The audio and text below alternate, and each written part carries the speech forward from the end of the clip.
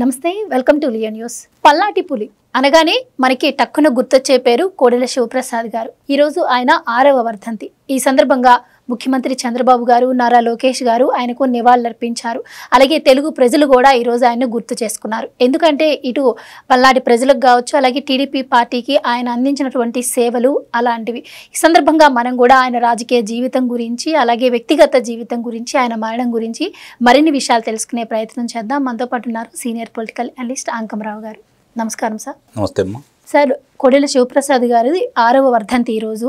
మీరు కూడా ఆయనతో పాటు చాలా కాలం ట్రావెల్ చేసి ఉంటారు, ఆయనకి చాలా క్లోజ్గా కూడా మూవ్ అయి ఉంటారు.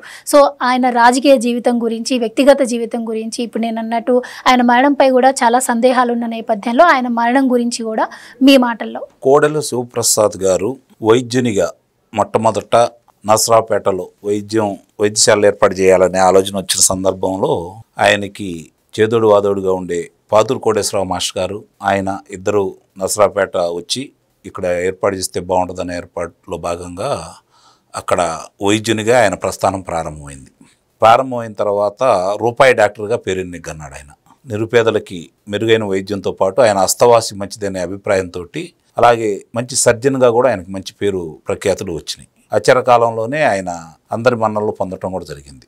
అప్పుడు తెలుగుదేశం పార్టీ ఆవిర్భావంలోనే తెలుగుదేశం పార్టీలో జాయిన్ కావటం, ఆయన 1983 ఎన్నికల్లో ఆయన విజయం సాధించడం కూడా మనందరికీ తెలుసు. మీరు ప్రారంభంలో ప్రస్తావించినట్లు పల్నాటి పులి అనే పదానికి సరైన నిర్వచనం ఎవరైనా ఉన్నారు అంటే నాకు తెలిసినంత వరకు కోడెల శివప్రసాద్ గారే. ఆయనతో నాకు చాలా సాన్నిహిత్యం ఉంది. కొన్నిసార్లు ప్రయాణం చేయడం జరిగింది, కొన్ని వందల సార్లు ఆయనతోటి కలవడం కూడా జరిగింది. అలాగే ప్రత్యేకంగా 2 పర్యాయాలు గుర్తు చేసుకోవాలి. ఎందుకంటే సరే అది తర్వాత చెప్తాను. ముందుగా ఆయన ప్రస్థానం ఒక డాక్టర్గా, అలాగే తెలుగుదేశం పార్టీ శాసనసభ్యుడిగా 1983లో ఆయన విజయం సాధించడం, అది నరసరావుపేటలో సాధించడం అనేది చాలామంది జీర్ణించుకోలేకపోయారు. కారణం ఏంటంటే నరసరావుపేట అంటే కాసు బ్రహ్మానందరెడ్డి కంచుకోట. ఆయన వాళ్ళ అబ్బాయి మీద ఈయన గెలవడం కూడా జరిగింది. అయితే ఇక్కడ గమనించుకోవాల్సిన అంశం ఏంటంటే 1983లో ఈయన గెలిచిన తర్వాత వాళ్ళ కంచుకోటలో తెలుగుదేశం పార్టీ జెండా ఎగరేయటం అనేది వాళ్ళకి కొంచెం కంటగింపుగా భావించారు. ఆ భావించిన తరుణంలో వాళ్ళు ఎవరైతే తెలుగుదేశం పార్టీకి సపోర్ట్ చేశారో ఆ నాయకుల ఇళ్ల మీద, అలాగే కార్యకర్తల ఇళ్ల మీద దాడులు కూడా చేయడం కూడా జరిగింది. ఆ దాడులు చేసి గాయాల పాలైన వాళ్ళకి ఈయన వైద్యం అందజేస్తూ చాలా సహనంతో, సౌమ్యుడు శివప్రసాద్ గారు. చాలామందికి తెలియని విషయం ఏంటంటే చాలా సౌమ్యుడు. ఎందుకంటే ప్రాణాలు పోయాల్సిన డాక్టర్లో ఆయన ఆ వృత్తిలో ఎన్నుకున్న ఆయన రాజకీయం ఎన్నుకోవడంతో గెలిచింది తట్టుకోలేక ఆ కార్యకర్తల మీద దాడులు చేస్తూ ఉంటే వాళ్ళకి గాయాలకి మందు రాస్తూ కుట్లేస్తూ ఆయనలో మదన స్టార్ట్ అయింది. మనం అధికారంలో ఉన్నాము, వాళ్ళు అధికారంలో ఉన్నారా, మన మీద ఎందుకు దాడులు చేస్తున్నారు, ఇప్పుడు దాకా వాళ్లే కదా అధికారంలో ఉంది. అక్కడ గమనిస్తే ఆ పల్నాడు ప్రాంతాల్లో సంబంధించిన ముఖ్యంగా నరసరావుపేట పరిసర ప్రాంతాల్లో చాలా గ్రామాల్లో చాలామంది ఇప్పటికీ జీవించున్నారో చనిపోయారో తెలియని పరిస్థితి. ఆనాటి దౌర్జన్యం అలా ఉండేది. వాడు చేసిన దౌర్జన్యం మామూలైన విషయం కాదు. అప్పుడు వీళ్ళ మీద దాడులు చూసిన తర్వాత ఇలా అయితే మనం లాభం లేదు, రాజకీయాల్లో కూడా మన శస్త్రచికిత్స చేయాలి, అప్పుడే అందరూ దారిలోకి వస్తారన్న భావంతో ఏదైతే నగరేకల్లులో ఉందో మొట్టమొదట అక్కడి నుంచి బయలుదేరాడు. తిరుగుబాటు అనేది అక్కడ మొదలుపెట్టాడు. తిరుగుబాటుతో పాటు ఎదురుదాడి కూడా మొదలుపెట్టి మనం అధికారంలో వాళ్ళు అధికారంలో ఉండాలన్న ఉద్దేశంతో ఎదురుదాడి చేయడం మొదలుపెట్టిన తర్వాత అప్పుడు పల్నాడు ప్రాంతం మొత్తం ఒక్కసారిగా ఉలిక్కి పడింది. అది వాళ్ళు ఊహించని పరిణామం. అట్లానే ఆ రోజు నాదెండ్ల భాస్కరరావు ఎపిసోడ్లో సంబంధించిన విషయాల్లో తర్వాత ఆయన 84లో లోక్సభ సభ్యుడిగా కాసు బ్రహ్మానందరెడ్డిని ఓడించారు. కాటూరు నారాయణ స్వామి గారు గెలవడం కూడా జరిగింది. కోడెల శివప్రసాద్ అంటే ఏంటి అనేది ప్రజలకు తెలిసింది. కాసు బ్రహ్మానందరెడ్డి ఓడిపోతాడని ఆయన కలగనలేదు, వాళ్ళు కలగనలేదు. కానీ ఆ ఓటమికి ఏ విధంగా పథక రచన చేయాలి, ఎలా ఓడించాలనే దాని మీద ముఖ్య పాత్ర పోషించినటువంటి కోడెల శివప్రసాద్ గారు. అంటే ఇక్కడ ఆయన గెలుపు, ఆయన శాసనసభ్యుడిగా గెలిచాడు, ఈ బాధ్యత కూడా భుజాన వేసుకున్న తర్వాత అప్పుడు ఎదురు తిరగటం మొదలుపెట్టిన తర్వాత వాళ్ళ దాడులకి ప్రజలకి నేనుండానని భరోసా ఇచ్చేసి కార్యకర్తలకు మనోధైర్యాన్ని నింపి వాళ్ళు దాడులు చేయకుండా అడ్డుకట్ట వేయటానికి మొట్టమొదట ప్రారంభించింది నగరేకల్లో ప్రారంభించాడు ఆయన. అక్కడి నుంచి ఆయన ఇక ఎదురు లేకుండానే 2004 వరకు విజయం సాధించుకుని వస్తూనే ఉన్నారు. నాకు ఇప్పటికీ బాగా గుర్తు 89లో జరిగిన ఎన్నికల సందర్భంలో కూడా ఆయన మాచర్ల గురిజాల ఆ ప్రాంతాలు పర్యటిస్తుంటూ ఉంటే వినుకొండ ప్రాంతాల్లో నరసరావుపేటలో రిగ్గింగ్ చేసుకునేవాళ్ళు. అది చాలా ప్రాంతాల్లో అటు తెలుగుదేశం వాళ్ళు ఇటు కాంగ్రెస్ వాళ్ళు రిగ్గింగ్ చేసుకునే గ్రామాలు కొన్ని ఉండేవి. ఈ నరసరావుపేటలో దౌర్జన్యం సంగతి తెలిసి ఆయన అక్కడి నుంచి ఎన్నికొచ్చేసి వాళ్ళ మీద తిరగబడిన విధానం ఇప్పటికీ నాకు బాగా గుర్తు. అట్లా అంటే అంత చేసినా కూడా వాళ్ళు గెలవగలిగేవాళ్ళు కాదు. కారణం ఏంటంటే ప్రజల్లో ఈయన మీద ఉన్నటువంటి నమ్మకం. రెండోది, ఈరోజు నరసరావుపేట అభివృద్ధి కనుక మనం చూసుకుంటా ఉంటే అద్భుతం, అందుట్లో సందేహమే లేదు. ఆయన ఉన్న కాలంలో 2004లో ఓడిపోయారు, 2009లో ఓడిపోయారు. అలాగే ఈరోజు కోటప్పకొండ గురించి మాట్లాడుకుంటే శివప్రసాద్ గారు లేని కోటప్పకొండను మనం ఊహించలేం. ఆ అభివృద్ధిలో అణువణువు శివప్రసాద్ గారు ఉన్నారు. ఆయన అందుకనే ఈరోజు ప్రజల మనస్సుల్లో ఆయన చిరస్థాయిగా నిలిచిపోయాడు. ఈరోజు కూడా మళ్ళీ ఒకడు తయారు కాలేదు తెలుగుదేశం పార్టీలో, మీరు గమనించండి. ఆ స్థాయి నాయకుడు ఈ రోజు వరకు కూడా తయారు కాలేదు. అధికారంలో వచ్చిన తర్వాత ఇన్ని పర్యాయాలు కూడా, రెండో పర్యాయం కూడా ఇంకా ఆ నాయకుడు తయారు కాలేదు అంటే ఆయన ఏ స్థాయి నాయకుడో ఒకసారి అర్థం చేసుకోవాలి. ఆయన దాదాపు ముఖ్యమైన మంత్రి పదవులన్నీ చేశారు. అలాగే నవ్యాంధ్రకి తొలి సభాపతిగా కూడా ఆయనకు నిర్వహించాడు. ఆ ఘనత కూడా ఆయనకే దక్కింది. కానీ ఆయన చనిపోయిన విధానం మాత్రం నాకు ఇప్పటికీ చాలా బాధాకరం. అలాంటి వ్యక్తి, అలాంటి పోరాట యోధుడు ఆ విధంగా చనిపోతాడని నేనైతే భావించలేదు. వాళ్ళు అధికార మదంతో చేసినటువంటి కొన్ని కార్యక్రమాలు, అలాగే శ్రీకాకుళం వాసి ద్వారా ఆయన మీద ఆయన కుమారుడి మీద అభియోగం మోపిన విధానం, ఆయన మనస్తాపానికి గురై ఎక్కడ పరిటాల రవి గారిలాగా చంపేస్తారో వాళ్ళ చేతుల్లో చనిపోకూడదు అనే ఒకే ఒక్క కారణంతో ఆయన ఆత్మహత్య చేసుకున్నాడు అయితే నేను భావిస్తున్నా.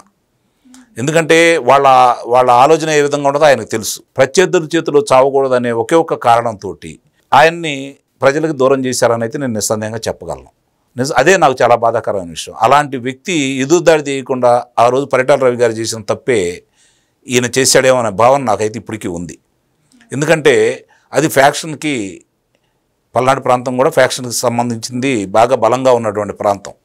మరి ఆ ప్రాంతంలో ఆయన మీద ఆ విధంగా చేసినప్పుడు ఆయన వెనకమాల ఉన్న జనాభా కావచ్చు, కార్యకర్తలు కావచ్చు, వీళ్ళందరూ కూడా ఆయన చనిపోయిన విధానాన్ని మాత్రం ఇప్పటికీ జీర్ణించుకోలేకపోతున్నారు. ముఖ్యంగా నాకు కూడా చాలా బాధాకరమైన విషయం అలాంటి వ్యక్తి ఆ విధంగా చనిపోవడం అనేది. ఆయన తన దగ్గర ఉన్నటువంటి ఫర్నిచర్కి సంబంధించి ఇదిగో ఇంత ఉందో నా దగ్గర, మీరు ఖరీదు కట్టినా పర్లేదు, తీసుకెళ్ళినా పర్లేదు అని చెప్పని ప్రభుత్వానికి లేఖ రాస్తే దాన్ని పక్కన పడేసి కావాలని అపవాదు తీసుకురావడం కోసం ఆయన మీద కేసు పెట్టించిన విధానం కూడా ఆయన మనస్తాపానికి కారణమైంది. అంటే వీళ్ళు కావాలని చేస్తున్నారని ఆయనకు అర్థమైపోయింది. కానీ ఆయన చేసిన సేవలు కావచ్చు, పల్నాడు ప్రాంతానికి ముఖ్యంగా ఆయన చేసిన సేవలు కావచ్చు, ఆ ప్రాంత అభివృద్ధికి ఆయన ముందుండి నడిపించిన విధానం కావచ్చు, ఇప్పటికి కూడా ఆయన లేని లోటు పార్టీకి నిస్సందేహంగా తీరని లోటు. అది మాత్రం మనము చెప్పడానికి ఎలాంటి వెనకాడాల్సిన అవసరం లేదు. పల్నాటి పులి అంటే నిజంగానే సరైన నిర్వచనం ఆయనే. మనిషి, నేను ఇంకొక చిన్న మీకు ఉదాహరణ చెబుతాను. నేను సింహ సినిమా గురించి చాలామందికి తెలుసు. అందుట్లో డాక్టర్ క్యారెక్టరు ఈయన దృష్టిలో పెట్టుకునే బోయపాటి శ్రీను మలిచాడు, బోయపాటి శ్రీను గారు. ఎందుకంటే 200 రోజులు విజయోత్సవ సభ విశాఖపట్నంలో ఏర్పాటు చేసిన సందర్భంగా ఇప్పుడు మా ఫిల్మ్ ఛాంబర్కి అధ్యక్షుడిగా ఉన్నటువంటి భరత్ భూషణ్ గారు ఆ చిత్రాన్ని ఉత్తరాంధ్ర డిస్ట్రిబ్యూషన్ చేశారు. 200 రోజులు ప్రదర్శించిన సందర్భంగా డైరెక్టర్ బోయపాటి శ్రీనివాస్ గారిని, నిర్మాత కిరీటిని నేనే విమానంలో తీసుకెళ్లిన సందర్భం. అంటే అది ఆయన ఏర్పాటు చేసింది భరత్ భూషణ్ గారు. ఆ సందర్భంగా అదే విమానంలో కోడెల శివప్రసాద్ గారు కూడా మాతో ప్రయాణం చేశారు. నాకు ఆయనకున్న సాన్నిధ్యం తెలుసు కాబట్టి, సార్ మీతోటి డైరెక్టర్ బోయపాటి శ్రీనివాసరావు గారు మాట్లాడాలనుకుంటే రమ్మా అని చెప్పని ఇద్దరు ఒకేసారి కూర్చొని విశాఖపట్నం వచ్చిందాక మంతనాలు జరుపుకున్న సందర్భంలో మాటామంతి కార్యక్రమంలో ఆయన ఆ రోజు బయటపెట్టాడు. ఆ పోస్టర్ మిమ్మల్ని చూసి నేను వేసాను అని చెప్పని బోయపాటి శ్రీనివాస్ గారు చెప్పారు. అప్పుడు దాకా నాకు కూడా తెలియదు, తర్వాత ప్రపంచానికి తెలిసింది. అంటే అలాంటి పేరున్నటువంటి వ్యక్తి కోడెల శివప్రసాద్ గారు. మరి అంటే ఎంతోమందికి ఆయన మార్గదర్శి, అందుట్లో ఎలాంటి సందేహం కూడా ఏం లేదు. ఈ రోజు కూడా అంటే కొన్ని రాజకీయంగా కొన్ని పొరపాట్లు ఉంటాయి, నేను కాదని అంటలేదు. ఆ పొరపాటు చాలా ఇబ్బందికరంగా కూడా ఉంటాయి. అలాంటి ఆయన చాలా ఎదుర్కొన్నాడు, కష్టాలు ఎదుర్కొన్నాడు, నష్టాలు ఎదుర్కొన్నాడు, అలాగే రాజకీయంగా ఒడిదుడుకులు ఎదుర్కొన్నాడు. నేను ఆయన కలిసి ఓసారి ఇంటర్సిటీలో హైదరాబాద్ నుంచి గుంటూరు వస్తున్న సందర్భంగా ఆయన అడిగాను, ఏంటి సార్ మరి 2004లో ఓడిపోయిన తర్వాత మేము కలిసి ప్రయాణం చేసేటప్పుడు, మరి ఏంటి సార్ 2009 మీకు సత్తెనపల్లి అయితే బాగుంటుంది కదా, మీ స్వగ్రామం కూడా ఇప్పుడు సత్తెనపల్లిలో కలుస్తుంది కదా, మరి మీరు సత్తెనపల్లి నుంచి పోటీ చేస్తే బాగుంటుంది, అందరూ ఎదురు చూస్తున్నారు అని చెప్పని నేను అంటే, లేదు నేను నసరాపేట నుంచి పోటీ చేస్తున్నాను, సత్తెనపల్లి నేను రాను, నా గెలుపు కోసం నేను నా ప్రజలను వదులుకొని నేను రాను అని చెప్పాడు. ఇప్పటికీ నాకు బాగా గుర్తుంది. అంటే ఒక కమిట్మెంటు కార్యకర్తలతోటి, పార్టీతోటి ఆయన అన్ని పర్యాయాలు చనిపోయేంత వరకు కూడా తెలుగుదేశం పార్టీ తరపున పోటీ చేశాడు కదా. అంటే ఒక గొప్ప నాయకుడిని మాత్రం నిస్సందేహంగా మీరు అన్నట్టు అధ్యక్షుల వారు లోకేష్ గారు చెప్పినట్లు నిస్సందేహంగా ఒక గొప్ప నాయకుడు, అందుట్లో అనుమానమే లేదు. రాష్ట్ర వ్యాప్తంగా పల్నాటి పులి అని పిలిపించుకున్న వ్యక్తి, కర్ణాటకలో, తమిళనాడులో, పక్కనున్నటువంటి ఒరిస్సాలో కూడా పల్నాటి పులి ఎవరు అంటే కోడెల శివప్రసాద్ గారి బొమ్మ ఇప్పటికీ ఉంది. అంటే ఆ విధంగా ప్రజల మనసులో చిరస్థాయిగా నిలిచిపోయినటువంటి వ్యక్తి.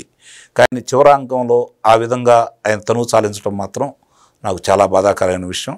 ఆయనతో ఉన్న అనుబంధాన్ని గుర్తు చేసుకుంటూ ఉంటే అలాంటి వ్యక్తి ఆయన ఇంకా ఉన్నత పదవుల్లో ఉంటాడని, అంటే అన్ని పదవులు చేశాడు, చివరికి ముఖ్యమంత్రి పదవి తప్ప సభాపతిగా చేశారు.